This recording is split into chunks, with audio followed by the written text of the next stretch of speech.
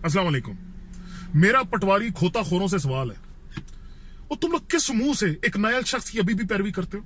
और अदालत ने उसको नायल की है, करप्शन का उसको गॉडफादर का है, खरबों की जायदादों के रेफरेंस उसके खिलाफ कोर्ट में चल रहे हैं, और वो जो झूठ बकता फिर रहा है उसको मान रहे हो।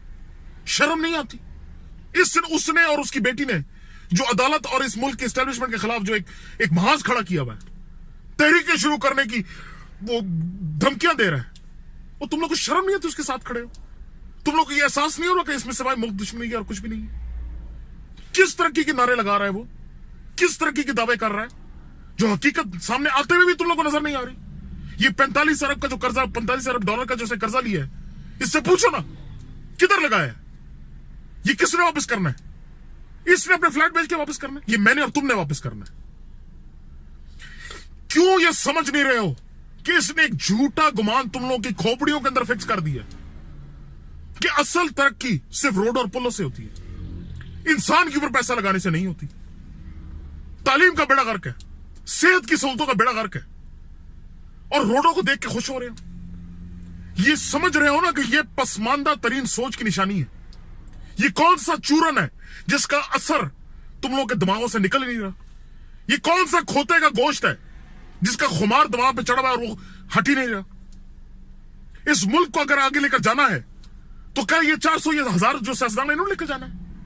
ये इस मुल्क को आगे मैंने और तुमने लेकर जाना है, और अगर मैंने और तुमने सही फैसले न किए तो इसकी इस मुल्क की खुदा न खासा तबाही का जिम्मेवार कौन होगा? सिर्फ मैं और तुम होंगे। भाइयों, आंखें खोलो, ये झूठ बोल रहा है। इसके ये जो बातें कर रहा है, ये झूठ के अलावा कुछ भी नहीं। इसके लिए तो पहले भी चार्टर्ड प्लेन आते रहे, अब भी चार्टर्ड प्लेन आ जाएंगे।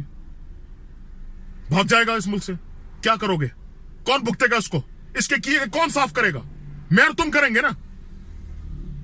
मैं बार बार एक ही बात गुजारिश कर रहा हूं, समझ जाओ इस बात को। इसके साथ अभी भी चलना एक मुर्दा लाश को पीटने वाली बात है। दुनिया इधर से उधर हो जाए, ये नाअहल नहीं हो सकता। ये नाअहल फॉर लाइफ हो चुका है, इसकी कहानी खत्म है। बेहतर यही है इसको भूलो और अपने आप को और इस मुल्क को आगे लेकर जाओ, ताकि उम्मीद नजर आए, ताकि बेहतरी नजर आए, ताकि तरक्की नजर आए। अल्लाह इस खोताखोर सोच से जान छुड़वाए। आमीन।